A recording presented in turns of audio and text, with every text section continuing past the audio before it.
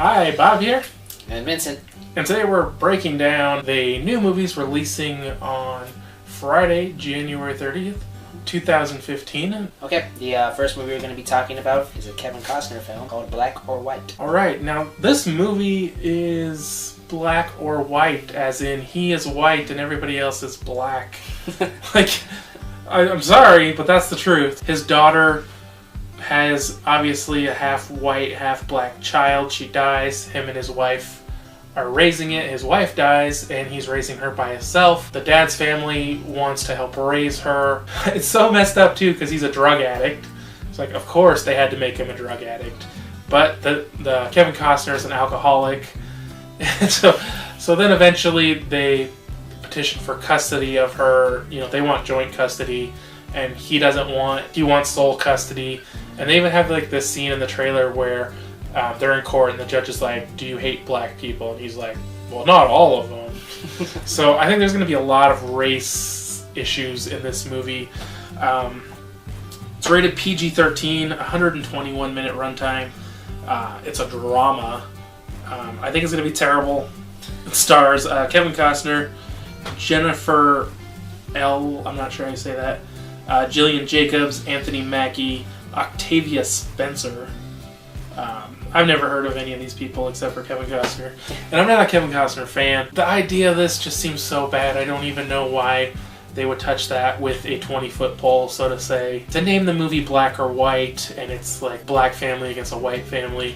It's just so messed up, even. From the feel, the music of this trailer, you know, it seems like a Lifetime movie. Yeah, really cheesy. Like a cable film. Yeah, really cheesy. I'm pretty sure that's what it's exactly going to feel like, too, when you watch it. You're going to be like, I regret paying $10 or even renting it. I probably could have seen it for free on TV. I just got a Lifetime feel from it, so. So we're saying don't see this. Yeah. I mean, if you want to, that's fine. No. I mean, the movie hasn't come out yet. We don't know. No. Nope. If you want to, just stop watching movies.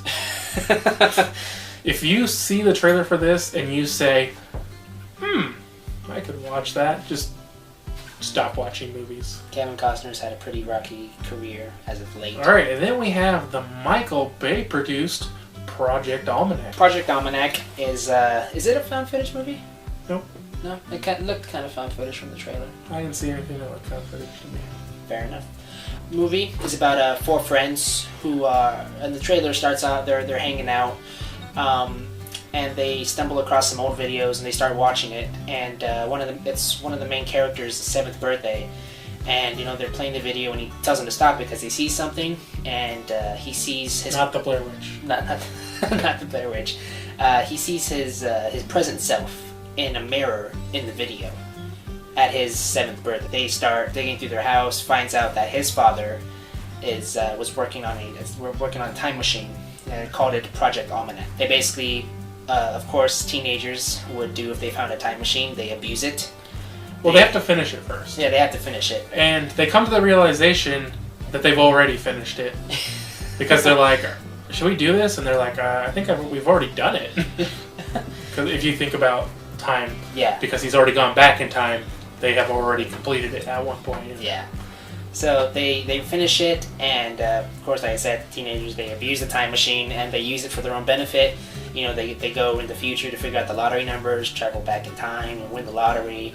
They do it for their love lives, you know, and essentially this goes on, and stuff starts happening. Their friends start fading out of the picture because, you know, you mess with stuff in the past or the future, you know, it affects. It's what they call a ripple effect in the movie. It's a rip-off of the butterfly effect. Yeah, pretty much. I wouldn't expect much originality from Michael Bay nowadays, but they start seeing also disasters, plane crashes. You know, lots of things are changing. So basically, this whole movie is just them trying to get back to the way things were before this all happened. So I don't know. Looks interesting. I am actually very interested in this movie. I won't go see it in theaters, but when it comes out, I will probably pick it up. Yeah. And I would like to note, too, it's only Michael Bay produced. Yeah, not really. Of course, you look at Ninja Turtles, only Michael Bay produced. He definitely influenced it, but I don't feel like it was as much a Michael Bay movie. Several parts, if you've seen my review. do feel Michael Bay-ish. Didn't seem like a lot of Michael Bay-isms, if you will, in this, but of course it was only the trailer. Next movie we're going to be talking about is called The Loft. Alright, so this is a thriller rated R, 108-minute runtime, so just under 2 hours. Starring lots of well-known actors. Carl Urban, James Marsden. Is that Cyclops? Yeah. James Marsden, Cyclops from X-Men. Wentworth Miller.